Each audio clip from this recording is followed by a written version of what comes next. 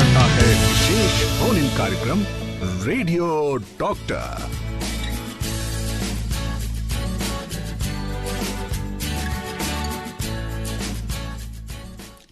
स्वागत करते हैं आप सभी का। मैं हूं सुजाता रथ और हमारे साथ हमारे एक्सपर्ट हैं doctor Rajesh Malhotra ji, who is head department of orthopaedics, all India institute of medical Sciences and JP Apex trauma centre.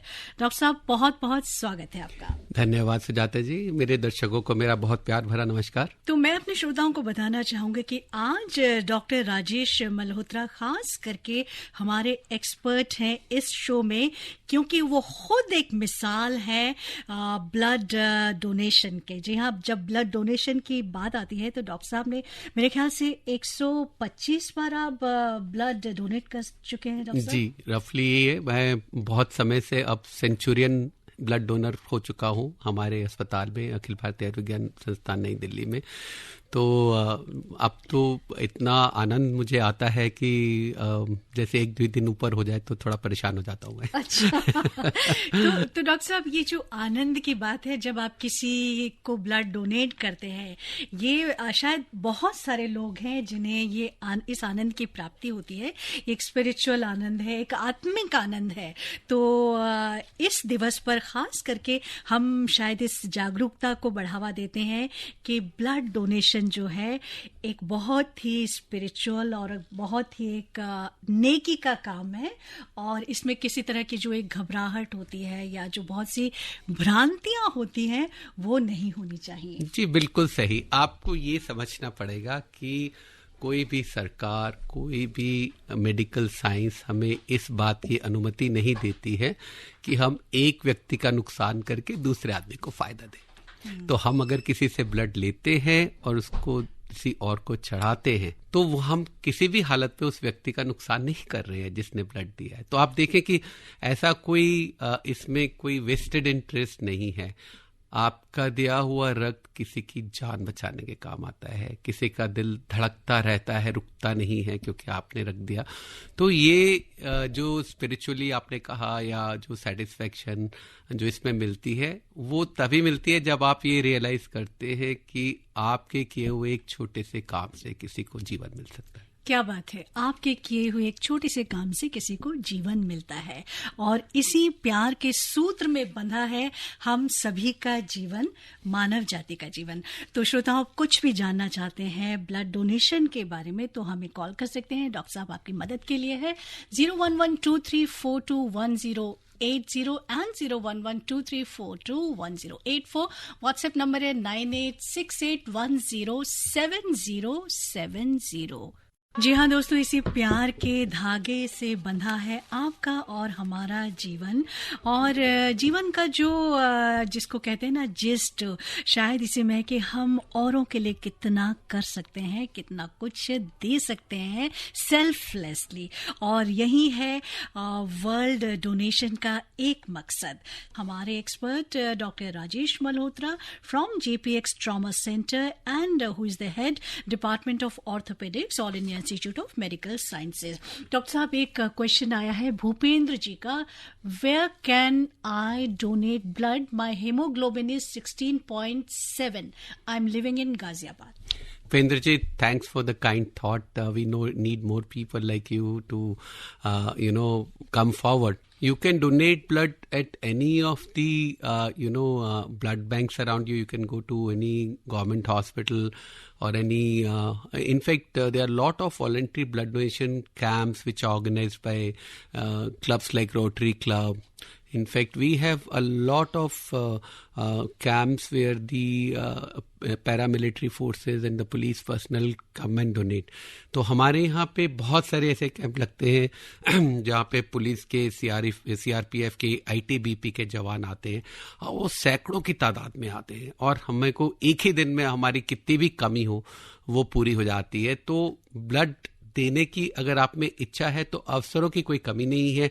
आप किसी कैंप में भी दे सकते हैं और आप वैसे भी कहीं भी ब्लड बैंक में जाके डोनेट कर सकते हैं। जी हाँ, तो ब्लड डोनेशन के लिए अवसरों की कमी नहीं है, बस इच्छा शक्ति की जरूरत है। डॉक्टर साहब, कुछ कॉलर्स हैं। हेलो।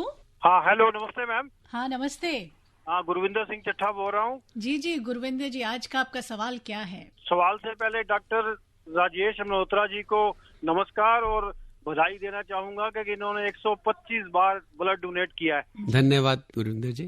तो सर मेरा क्वेश्चन यही है, थोड़ा सा आपने बता दिया, एक आम व्यक्ति कितनी बार ब्लड डोनेट कर सकता है, मतलब कितने गैप के बाद? दूसरा, हमने देखा है ये जो कुछ लोग अपनी फोटोएं खिंचवाने के लिए ब्लड कैंप लगा देते हैं, तो इनके ऊपर कंट्रोल कैसे करते हैं आप? क्योंकि इसके लिए तो काफी एहतियात बरतनी होती है, कई टेस्ट होते हैं, कई ब्लड में कोई डिफेक्ट तो नहीं है, तो इसके बारे में बताइए प्लीज। तो इसमें गुरविंदर जी दो बातें हैं। एक तो ये बात है कि आप साल में 4 बार खून दे सकते हैं, हर 3 महीने पे, और आजकल तो सब कुछ कंप्यूटराइज हो गया है, तो अगर आप जाते हैं और आपको भूल गया है और आप 3 महीने से पहले पहुंच जाते हैं तो ब्लड बैंक आपको उसी समय बता देगा कि हमारे रिकॉर्ड के हिसाब से आपने 3 महीने से कम समय बीता है, तो आप अभी रुक जाइए। तो 3 महीने बाद आप रक्त दे सकते हैं और साल में 4 बार आप बिना किसी प्रॉब्लम के दे सकते हैं। मैं आपके सामने उदाहरण हूँ, उसमें कोई समस्या नहीं है। जहाँ तक आपने कहा कि पब्लिसिटी की बात है, तो अब पब्लिसिटी को अगर देखें तो उसको ये एक तरह से ये भी कहा जा सकता है कि जिसको आप नेगेटिव ले रहे हैं वो एक अवेयरनेस है। अब मान लीजिए, वैसे तो ऐसा होता नहीं है कि सिर्फ फोटो खिंचवाने के लिए कोई बोल दे, क्योंकि ऐसा आमतौर पे होता नहीं है। हाँ, किसी ने अगर ब्लड डोनेट किया है और उसने फोटो खिंचवाई है, उसने यहाँ बताया है, तो हमारे हिसाब से तो वो अच्छा ही काम है कि उसको देख के और लोग जो है ना वो इंस्पायर हो और आगे आए ब्लड डोनेशन देने के लिए। तो अगर उनको उसमें कुछ अच्छा लगता है अपनी फोटो डाल के, मुझे नहीं लगता कि हमें उसमें कोई बहुत ज़्यादा ऑब्जेक्शन है। जहाँ तक आपने ये बात की कि वो ब्लड की जो टेस्ट करने होते हैं, तो देखिए ऐसा होता है कि हम जो ब्लड के टेस्ट करते हैं वो जिसको देना है उसकी सेफ्टी के लिए करते हैं। तो जो डोनेशन आप दे रहे हैं, डोनेशन पे बाद उसको टेस्ट किया जाता है ब्लड को, और उसमें जब सारे टेस्ट ठीक होते हैं तब उस ब्लड को इस्तेमाल किया जाता है। लेकिन किसी को हम ये नहीं कहते कि आप अपना पहले ब्लड दो, ब्लड को हम टेस्ट करेंगे, सारी रिपोर्ट देखेंगे और वो ठीक होगी तब हम आपसे ब्लड लेंगे, क्योंकि हम जो आपसे ब्लड ले रहे हैं उससे आपका कोई नुकसान नहीं हो रहा है। और उसके बाद लेने के बाद जो है, अगर उसमें कोई ऐसी इन्फेक्शन आती है जो कि हम स्क्रीनिंग में नहीं पकड़ पाए हैं, क्योंकि जब आप ब्लड देने जाते हैं तो आपसे लंबा चौड़ा फॉर्म भरवाते हैं। उस फॉर्म में वो सारी चीजें लिखी होती हैं जिनसे कि आपके ब्लड में कोई ऐसी डिफेक्ट हो सकता है जिससे कि आपका ब्लड चढ़ाने, किसी और को चढ़ाने के लायक ना हो। तो हम स्क्रीनिंग पूरी करते हैं, आपका हाइट, वेट, ब्लड प्रेशर सब लेते हैं, और जब आप एक हेल्दी व्यक्ति लगते हैं, स्वस्थ व्यक्ति लगते हैं, तभी आपका ब्लड लेते हैं, लेकिन उसको बाद में टेस्ट करते हैं। तो आपका जो सवाल है कि वो टेस्ट करके लेना चाहिए, वो एक प्रैक्टिकल चीज नहीं है, और उससे ज्यादा लोग जो है वो उनके वापस जाने की संभावना होती है। हम इस चीज को एनकरेज करना चाहते हैं। बड़ा रेयरली ऐसा कुछ होता है कि कोई ऐसी इन्फेक्शन हो जिसकी वजह से नहीं चढ़ा पाए, तो उस स्टेज में हम व्यक्ति से पूछ लेते हैं और उसको हम इन्फॉर्म भी कर सकते हैं कि आपकी ये प्रॉब्लम आई है जिसकी वजह से हम आपका ब्लड नहीं यूज कर सकते। सर एक छोटा सा क्वेश्चन है, इसके लिए एज लिमिट है कोई, और वेट कितना होना चाहिए जो ब्लड डोनेट कर रहा है? 18 से 65 साल की उम्र तक आप बिल्कुल निश्चिंत रूप से ब्लड दे सकते हैं। ओवरवेट की तो कोई लिमिट नहीं होती है। अंडरवेट कभी कभी कोई ऐसा ही व्यक्ति हो जिसको बहुत कुपोषण हो या मैल न्यूट्रिशन हो, तो उसमें कभी कभी ऐसा होता है, या देखने में ही आप हमने उनकी देखा, उनको क्लिनिकली एग्जामिन किया तो पता लग रहा उनका हीमोग्लोबिन ही बहुत कम होगा, तो हम उनका ब्लड नहीं लेते। हम स्वस्थ व्यक्ति का ब्लड लेते हैं डोनेशन के लिए। अस्वस्थ व्यक्ति या जिसमें खून की कमी है या कोई और समस्या है, उनको हम वापस भेज देते हैं। थैंक यू डॉक्टर साहब। थैंक यू, मैडम, धन्यवाद। Thank you Gurvinder ji. रेन अनूप कुमार का रांची से मैसेज है सर, RH नेगेटिव अवेलेबिलिटीज के बारे में इन्होंने जानना चाहा है। सो देखिए, ऐसा होता है कि ब्लड ग्रुप जो हमारे जो प्राय जो जनसंख्या में होते हैं वो अलग अलग टाइप के होते हैं। तो RH नेगेटिव वाला जो है थोड़ा वो अनकॉमन होता है, और O नेगेटिव जो है वो तो बहुत ही अनकॉमन होता है। और इनकी समस्या ये होती है कि इनको दूसरे ग्रुप का ब्लड चढ़ाने में समस्या होती है। एक बार तो शायद उसमें से निकल भी जाए, आप दोबारा देना पड़ जाए तो उससे रिएक्शन हो सकता है। तो आपको, हर व्यक्ति को मेरा ये मानना है कि ब्लड ग्रुप अपना पता होना चाहिए, करेक्ट ब्लड ग्रुप, और वो आपके लाइसेंस पे भी लिखा होना चाहिए। और आपको दोनों तरह से है, भगवान ना करे आपको आवश्यकता पड़े या किसी और को पड़े और आप देना चाहें, तो थोड़ा सा इससे इजी हो जाता है। और नेगेटिव या पॉजिटिव या ओ ए बी कोई भी ब्लड ग्रुप जो है वो फाइनली तो ब्लड ग्रुप में, ब्लड बैंक में मैचिंग के बाद ही किसी को चढ़ाया जाता है, तो वो बहुत ही ज़रूरी है। देखिए, ब्लड बैंकिंग एक बहुत ही सुलझी हुई व्यवस्था है, इसमें कोई गलती का ज़्यादा चांस या स्कोप नहीं रह सकता, और लगातार इस पे बड़ा क्लोज मॉनिटरिंग की जाती है, क्योंकि इसमें कभी भी मेडिसिन में कहा जाता है कि किसी का भी आप भला करने के चक्कर में बुरा ना करें, तो इसलिए ये सब जांच, सब पॉजिटिव नेगेटिव ब्लड ग्रुप सब देखा जाता है और फिर मैच किया जाता है और तभी ब्लड चढ़ाया जाता है। सर, इन्होंने एक और सवाल भी पूछा है कि how one can detect inward non infected blood. So we have certain test available. उसमें ये, अगर आप एक वॉलंटरी डोनर हैं तो ये आपकी जिम्मेवारी नहीं है कि आपको ये टेस्ट कराना है। आपको अगर किसी तरह के सिम्टम नहीं हैं जो हम आपको स्क्रीनिंग फॉर्म में पूछते हैं, आपको खांसी नहीं है, आपको वेट लॉस नहीं हो रहा है, भूख ठीक लगती है, ब्लड प्रेशर ठीक है, आपको ये टीबी की बीमारी की हिस्ट्री नहीं है, आपको कोई और इन्फेक्शन की हिस्ट्री नहीं है, आपको जॉन्डिस नहीं हुआ है, तो हम जब आपका ब्लड लेते हैं तो आपको एक पूरी उससे डिटेल क्वेश्चन पूछते हैं, सारे सवाल पूछते हैं, आपकी जांच करते हैं, आपको देखते हैं आपकी हाइट कितना है, वेट कितना है, ब्लड प्रेशर कितना है, एनीमिया तो नहीं है। तो उसके बाद फिर जो हम आपसे ब्लड ले लेते हैं तो उसकी फिर पूरी जांच होती है, तो उस जांच में ही देखा जा सकता है कि भाई कोई इन्फेक्शियस डिसीज तो नहीं है। लेकिन ये वो केस हैं जिनको कि कहीं तरह से हिस्ट्री में या एग्जामिनेशन में किसी तरह की इन्फेक्शन का अंदेशा नहीं है। अगर आप किसी को जाके बोलते हैं कि मेरे को 2 महीने पहले जॉन्डिस हुआ था, तो आपका ब्लड नहीं लिया जाएगा।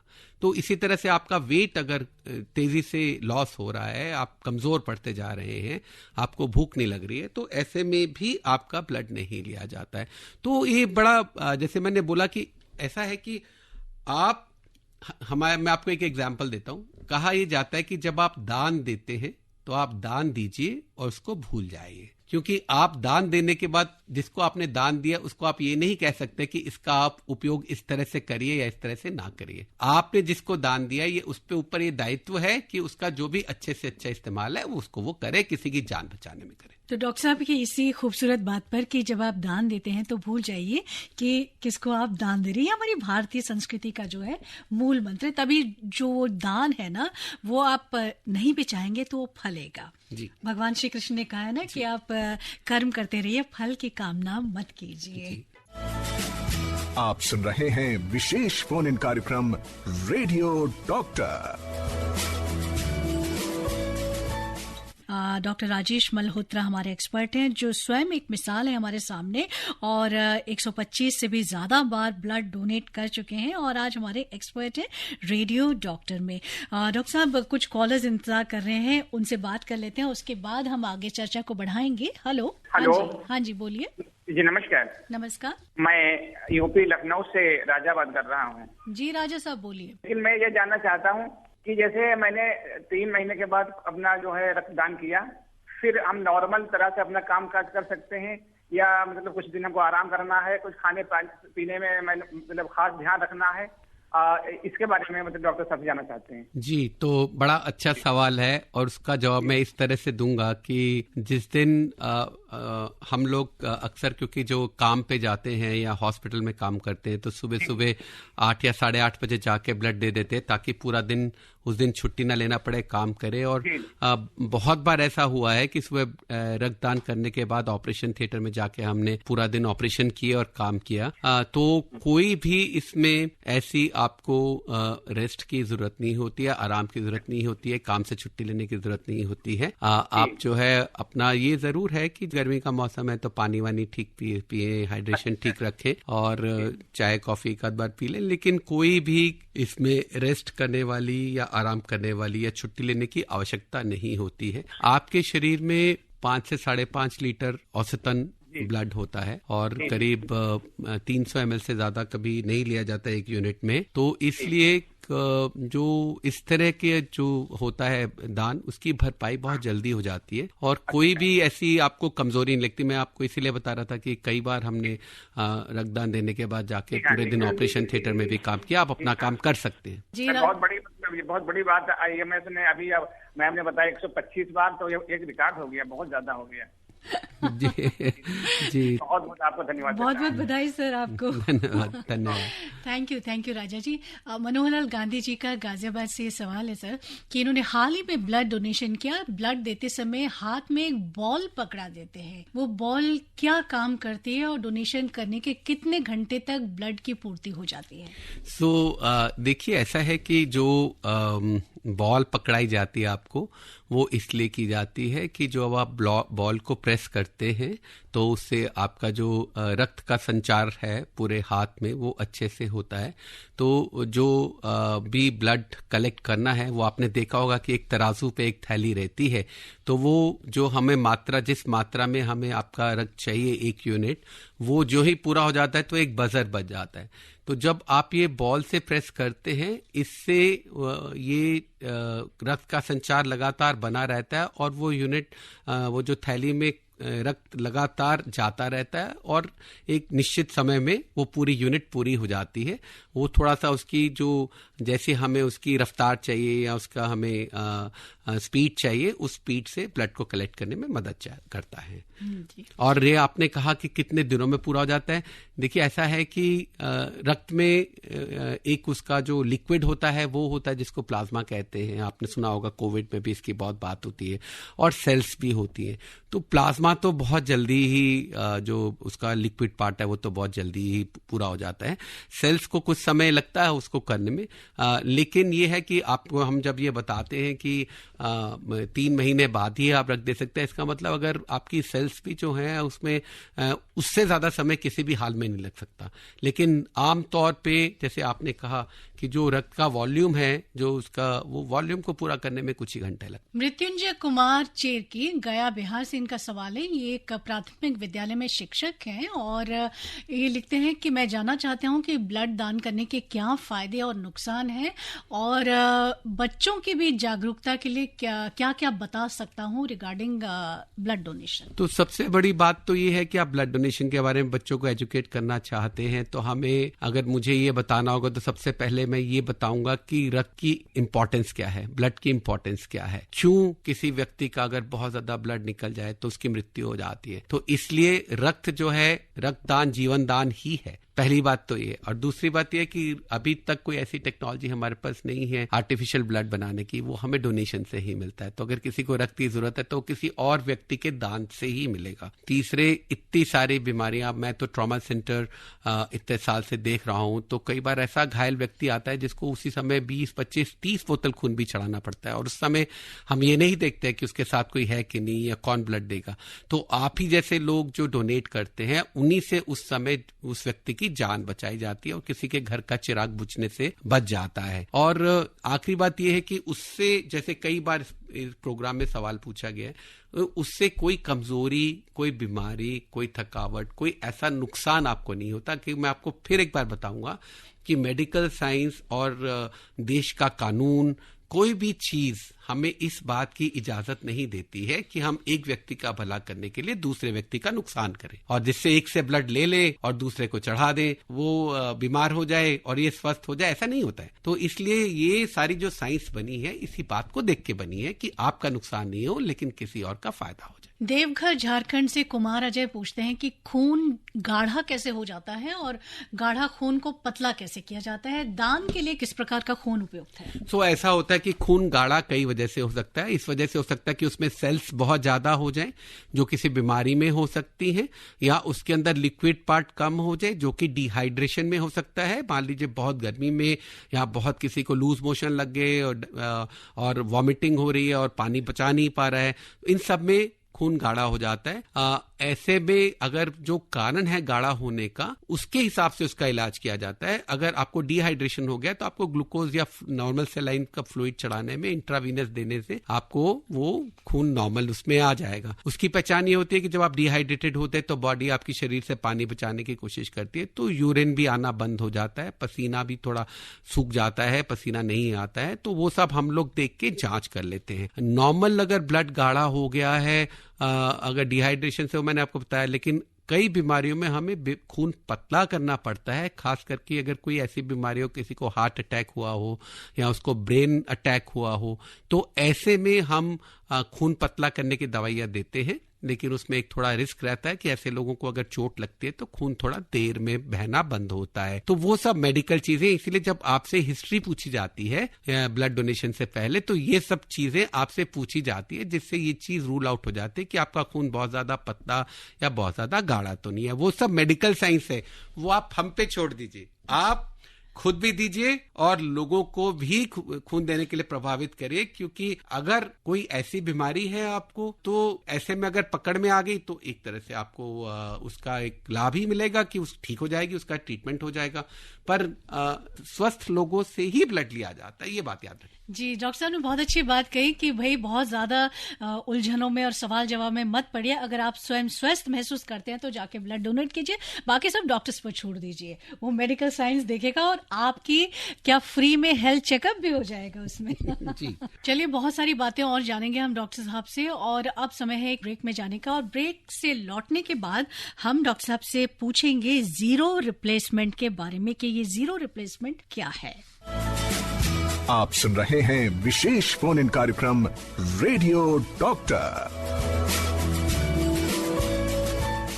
आज का हमारा radio doctor with doctor Rajesh Malhotra from JPX trauma centre and head department of orthopaedics, all India institute of medical sciences. तो ब्रेक में जाने से पहले डॉक्टर साहब, हमने अपने श्रोताओं को बताया कि हम जानने वाले हैं, हम जानना चाहते हैं जीरो रिप्लेसमेंट के बारे में। What is zero replacement? तो देखिए, ऐसा होता है कि ब्लड डोनेशन मोटे तौर पे दो तरह से होती है। एक तो आप स्वेच्छा से रक्त कोष में जाते हैं और वहां जाके कहते हैं जी मैं रक्तदान करना चाहता हूं, और वो आपसे रक्त ले लेते हैं। दूसरी है कि आपका कोई संबंधी, कोई रोगी अस्पताल में भर्ती होता है, उसको ऑपरेशन की जरूरत है और डॉक्टर बोलता है कि आप 2 यूनिट ब्लड लगेगा, तो आप लोग 2 यूनिट जमा कराएं। तो जो 2 यूनिट आप जमा कराते हैं वो स्वेच्छा वाला या वॉलंटरी ब्लड डोनेशन नहीं है, वो रिप्लेसमेंट है उन 2 यूनिट का जो कि किसी को ऑपरेशन में इस्तेमाल होंगी, जो कि आपका संबंधी है, दोस्त है, मित्र है।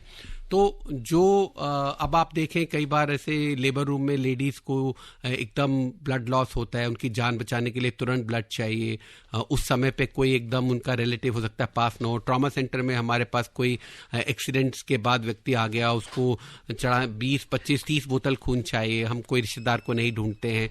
तो अगर हमारे पास वॉलंटरी डोनेशन समुचित संख्या में है, तो हमें किसी भी व्यक्ति से उसके रूटीन ऑपरेशन के लिए भी रिप्लेसमेंट के लिए ब्लड डोनेशन मांगने की आवश्यकता नहीं है। तो हम ये चाहते हैं कि आप अस्पताल में इलाज कराने जाएं तो आपको कोई ये ना कहे कि 2 यूनिट ब्लड लगना है, आप जमा कराएं। इतने बड़ी संख्या में लोग अपनी इच्छा से रक्तदान करें कि हमारे पास इतना रक्त हो रक्त कोष में कि हम किसी का भी इलाज करने के लिए उसको कोई रिश्तेदार बुलाने के लिए ना बोले, उसको जीरो रिप्लेसमेंट कहते हैं। तो आप समझ सकते हैं कि इसका अभिप्राय ये है कि हमारे इतने लोग सामने आके ब्लड डोनेशन करें कि किसी को मजबूरी में या अपनी इच्छा के खिलाफ न देना पड़े। जी। हेलो डॉक्टर मैडम जी को नमस्कार। हाँ, नमस्कार नमस्कार। हेलो, डॉक्टर साहब को सब बधाई दे रहे हैं, मैं डॉक्टर साहब को सैल्यूट करता हूँ। मैंने आपसे कहा था अब डोनेट करिए। अब डॉक्टर साहब को एम्बैरेसमेंट होने लगी है, अब सवाल कीजिए। अच्छा, सवाल मेरे 2 हैं डॉक्टर साहब जी। एक तो ये है कि जिस व्यक्ति ने रक्तदान देना है जी, उसने कितना टाइम पहले मेडिसिन नहीं लेनी है, कोई भी मेडिसिन। नंबर 2, रक्तदान से लेकर ब्लड बैंक तक पहुंचने में क्या कोई टाइम लिमिट होती है? कृपया बताने का कष्ट कीजिएगा। तो पहली बात तो ये है कि अगर कोई दवाई आप लेते हैं, आपसे पूछा जाता है, और अगर आपको कोई ऐसी दवाई मिल रही है, जो आपके स्वास्थ्य के लिए ज़रूरी है, जो आपको लंबे टाइम खानी है, जैसे खून पतला करने की दवाई या मिर्गी के दौरे की दवाई या इस तरह की दवाई, जो हमारे जिस व्यक्ति को हमने ब्लड देना है उसके लिए वो ठीक नहीं है, तो हम आपको रक्त लेने से मना कर देते हैं। लेकिन कभी कभी ऐसा होता है कि कोई आपने एंटीबायोटिक खाया है या कोई ऐसी दवाई जो आपने टेम्परेरीली किसी बीमारी से ठीक होने के लिए खाई है, तो उसमें कुछ एक मुझे लगता है कि सेफ्टी के लिए 15 दिन का गैप देना काफ़ी है। हालांकि 1 सप्ताह या 10 दिन में भी दवाई वो उससे पहले, बल्कि उससे कई पहले क्लियर हो जाती है। तो अगर आपने कुछ पिछले 2 सप्ताह में कोई मेजर बड़ी दवाई खाई है किसी बड़ी इन्फेक्शन के लिए, या आपको कोई बहुत मेजर इलनेस हुई है, तो कुछ समय आपके लिए वेट करना या इंतज़ार करना ठीक रहता है। जहाँ तक वॉलंटरी डोनेशन से ब्लड बैंक तक पहुँचने की बात है, वो दोनों अलग अलग चीज़ है। जब आप ब्लड बैंक में डोनेट करते हो तो वहीं कलेक्ट किया जाता है, लेकिन जो आप कहीं कैंप में गए जहाँ पे कि स्पेशल ब्लड बैंक की बसेस जाती हैं, जहाँ पे स्पेशल वहाँ पे ब्लड लेने के लिए प्रावधान होता है, फैसिलिटी होती है, तो वहाँ से यूजुअली ब्लड डोनेशन जो है वो कुछ एक घंटे में, जब तक कि वो ब्लड बैंक तक पहुँचती है, बस तब तक उतना ही समय लगता है जितना वो अपने पेरेंट ब्लड बैंक से दूर है। उस सब की चिंता आपको इसलिए नहीं करना चाहिए कि वो जो हम उसको ट्रांसपोर्ट भी करते हैं ब्लड को, ब्लड डोनेशन से लेके और वहाँ तक में, तो वो भी जो है वो पूरा सेफ तरीके से किया जाता है। उसमें किसी तरह का भी कोई कोताही नहीं बरती जाती है, कोई केयरलेसनेस नहीं होती है। तो मैंने फिर भी कहा, आपका काम है एक सही इच्छा रखना, उस इच्छा की पूर्ति करना, जाके ब्लड देना।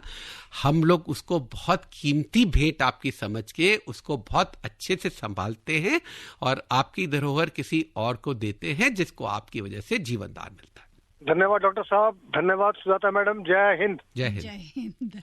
सर, रक्तदान की जब बात आती है तो मुझे लगता है कि महिलाएं जो है थोड़ा सा बैक सीट में रहती हैं। मैं अपनी बात करूं तो बहुत ही ऑनेस्टली मैंने स्वयं आज तक कभी ब्लड डोनेट नहीं किया, हालांकि मैं चाहती हूं, लेकिन एक झिझक भी है, एक डर भी है। एक क्वेश्चन ले लेते हैं, उसके बाद हम जानेंगे कि जब महिलाओं को अगर ब्लड डोनेट करना है तो उन्हें क्या कुछ विशेष तरह की रिक्वायरमेंट्स होती हैं उनकी। तो रूपा प्रजापति हैं कोलकाता से, लिखा इन्होंने कि मुझे थायरॉयडिज्म है, क्या मैं रक्तदान कर सकती हूँ? रूपा जी, आप बिल्कुल रक्तदान कर सकती हैं। उसमें हाइपोथायराइडिज्म कोई ऐसी कंट्राइंडिकेशन नहीं है, क्योंकि अगर आपको हाइपोथायराइडिज्म ऐसा है जिसकी वजह से आप जो दवा लेती हैं वो तो थोड़ा फिर आप उसमें रुक जाएं। लेकिन कई बार ऐसा होता है हाइपोथायराइडिज्म में दवा लेने की ज़रूरत नहीं होती है, तो उस केस में कोई आपको मनाही नहीं है। लेकिन स्त्रियों को, जैसे आपने पूछा कि रक्तदान देने में कोई समस्या है, अगर स्त्रियों में हमारे यहाँ अक्सर एनीमिया की समस्या बहुत कॉमन है, क्योंकि अगर वो चाहे वो पौष्टिक आहार नहीं है या वो आयरन नहीं लेती हैं और वो जो उनको एक पीरियडिकली ब्लड लॉस होता है, उसकी वजह से एनीमिया बहुत कॉमन है, जिस वजह से अक्सर उनकी फिटनेस नहीं होती है ब्लड देने के लिए। लेकिन अगर आप ब्लड देना चाहें और अगर आप स्वस्थ हैं, आपका हीमोग्लोबिन ठीक है, तो स्त्री होना इस बात का कोई कारण नहीं है कि आप ब्लड नहीं दे पाएं। मुझे लगता है कि थोड़ी सी मोटिवेशन है, तो जैसे मैं आज आप सबको बार बार कह रहा हूँ रख दीजिए, तो आज मैं सुजाता जी से भी कहता हूँ कि आप भी रख दीजिए, ताकि उससे जो है ये आपका भी भय दूर हो और संकोच भी दूर हो और ये भी पक्का हो जाए। और अगले प्रोग्राम में आप मेरी बात करने के बजाय अपनी बात करें और मेरी बात सिर्फ इसलिए करें कि मेरे प्रोग्राम में आने के बाद आपने रक्तदान शुरू किया। बिल्कुल बिल्कुल बिल्कुल। डॉक्टर साहब, सूरज यादव जी का मैसेज ले रही हूँ, लिखा है कि is there any expiry date of donated blood? जी बिल्कुल होती है, क्योंकि ब्लड एक टिश्यू है, उसके अंदर सेल्स होती हैं जिनकी कुछ लाइफ होती है और इसलिए हम उसको स्टोर जो है लिमिटेड पीरियड तक ही कर सकते हैं। तो हमें ये रिक्वायरमेंट इसलिए पीरियडिकली चाहिए होती है। अगर एक दिन आके मुझे आप 10,000 यूनिट ब्लड दे दें कैंप लाके, तो उससे मेरा पूरा साल नहीं निकल सकता, क्योंकि उसकी एक एक्सपायरी डेट होती है। और आपको ये ध्यान रखना पड़ेगा कि जो भी ब्लड किसी को हम चढ़ाते हैं, तो उसके ब्लड के ऊपर एक छोटा इंफॉर्मेशन का टैग लगा होता है जिसके ऊपर लिखा होता है कि ये ब्लड कब कलेक्ट किया गया और क्या टेस्ट किया गया उसमें, और सब चीज़ों के लिए वो टेस्ट में पूरा उतरा है, एक उसकी क्वालिटी प्रॉपर है। ठीक है जी, तो इसलिए आप उसकी चिंता ना करें, ब्लड दे जी। कोमल चंद साहू फ्रॉम फिंगेश्वर लिखते हैं कि मैं फिजिकली हैंडीकैप्ड हूँ, क्या मैं रक्तदान कर सकता हूँ? तो मैंने बताया जैसे फिजिकली हैंडीकैप्ड के लिए कोई भी ऐसा कारण नहीं है कि आप डोनेशन नहीं कर सकते हैं। आप डोनेशन कर सकते हैं। डोनेशन करने के लिए ज़रूरी बात यह है, फिजिकल डिसेबिलिटी तो मैं समझ सकता हूँ, लेकिन आपको किसी शरीर के किसी और अंग की कोई बीमारी नहीं होनी चाहिए, आपको कोई ऐसी इन्फेक्शन से आप ग्रस्त नहीं होने चाहिए जो आपके ब्लड के थ्रू किसी और व्यक्ति को इन्फेक्ट कर दे, और आपका हीमोग्लोबिन प्रॉपर होना चाहिए, और ऐसा आपका रक्त भी स्वस्थ होना चाहिए ताकि वो दूसरे व्यक्ति को स्वस्थ बनाए, बीमार नहीं करे। कुछ कलेक्टिव क्वेश्चंस में लेना चाहूंगी, हमारे 3-4 लिसनर्स की तरफ से आया है।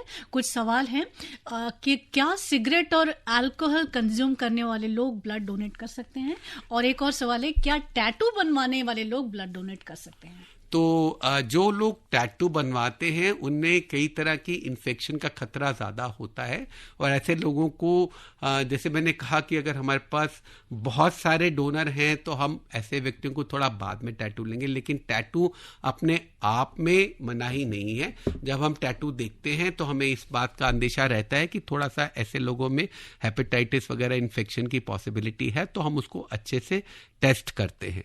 और तो ये तो टैटू की बात हुई, और दूसरा सवाल इनका था सिगरेट और अल्कोहल।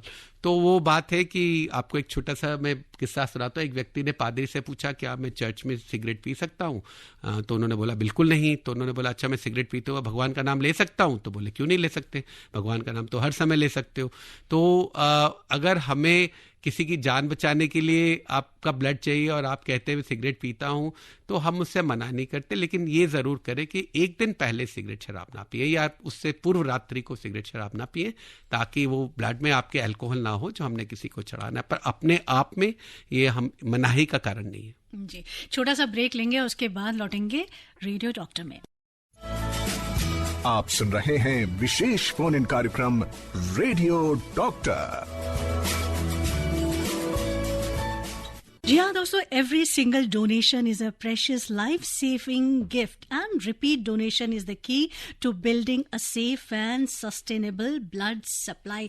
हमारे साथ हैं डॉक्टर राजेश मल्होत्रा जी, जो बहुत ही खूबसूरती के साथ, बहुत से उदाहरणों के साथ आज हमारे साथ शेयर कर रहे हैं अपनी भावनाएं, और बहुत सारी जानकारियां भी हम तक प्रेषित कर रहे हैं। तो डॉक्टर साहब, अब जो है, मैं जैसे कि मैंने कहा, समय जो है बहुत कम रह गया है, तो अब हम जानना चाहेंगे कौन वो लोग हैं जो ब्लड डोनेट नहीं कर सकते हैं? जी, तो अगर आपको कोई ऐसी बीमारी है जो इन्फेक्शियस है, या ऐसी बीमारी है जिसका कारण किसी को पता नहीं है, आपको अगर कोई कैंसर का अंदेशा है, आपको ऐसी दवाएं ले रहे हैं जिनसे खून पतला होता है, एसेंशियली मैं आपको मोटे तौर पर बताऊं, कॉमन आदमी के लिए या सामान्य व्यक्ति को समझने के लिए, आपके ब्लड में ऐसी कोई इन्फेक्शन नहीं होनी चाहिए जिससे कोई बीमार पड़ जाए। आपके शरीर में कोई ऐसी, ब्लड में ऐसी कोई दवाई नहीं होनी चाहिए जो दूसरे के शरीर में जाके उसको नुकसान करे, और आपके अंदर कोई ऐसी मैलिग्नेंसी, कैंसर कोई छुपी हुई या पता हुई बीमारी नहीं होनी चाहिए। तो उसके लिए हर तरह के जो प्रोटोकॉल बने उससे हम जांच कर लेते हैं। लेकिन अगर कैंसर्स हैं, इन्फेक्शंस हैं, हेपेटाइटिस है, जॉन्डिस है, या मैंने जैसे बताया कि कुछ दवाएं हैं, खून पतला करने की दवाएं हैं, तो उन सब में आपको रक्तदान नहीं करना चाहिए। और आपको आप 18 से 65 साल की एज में, जैसे हमारे एक श्रोता ने कहा कि वो 67 साल की उम्र में जब ब्लड देने गए तो उनको मना कर दिया गया, यही सब चीज़ें हैं जो इसमें रुकावट कर सकती है। जी, तो डॉक्टर साहब, चलते चलते कुछ टिप्स या कुछ ऐसी मोटी मोटी महत्वपूर्ण जानकारी जो शेयर करना चाहेंगे ब्लड डोनेशन को लेकर, कि कितने गैप के बाद पुरुष डोनेट कर सकते हैं और महिलाएं कितने दिनों के गैप के बाद कर सकती हैं? तो सभी लोग 3 महीने के बाद कर सकते हैं, लेकिन मैं ज़रूर ये संदेश देना चाहूँगा कि हम लोग ये कहते हैं, जो कि अक्सर ये कहा भी गया है कि हर ब्लड डोनर एक जीवन दाता है, हर ब्लड डोनर एक हीरो है। हर डोनर जो है वो एक जीवन का गिफ्ट किसी को दे रहा है, किसी के घर के चिराग को बुझने से बचा रहा है, किसी गर्भवती स्त्री के बच्चे को अनाथ होने से बचा रहा है। आप ये याद रखें कि इससे ज़्यादा कीमती और इससे ज़्यादा अच्छा दान आप किसी को बचाने जिसमें आपका कोई नुकसान नहीं है। जी बिल्कुल। और हम एक प्रोग्राम कर रहे थे जिसमें ब्लड बैंक के जो मैनेजर थे उनसे बात हो रही थी। उन्होंने एक किस्सा सुनाया कि कैसे एक पिता ने अपने बेटे को कहा कि जन्मदिन पर चलिए सबसे अच्छा काम करते हैं कि ब्लड डोनेट करें। जी, मैं अपने जन्मदिन पे भी करता हूँ। तो डॉक्टर साहब आपको तो वैसे आज तो आप हमारे हीरो हैं ही। आपने कहा कि अपने जन्मदिन पे कोई अच्छा काम करना है तो मुझे नहीं लगता इससे अच्छा काम कोई हो सकता है। जी हाँ, तो रक्तदान जो है महादान माना गया है। इसे एक तरह का गुप्त दान है।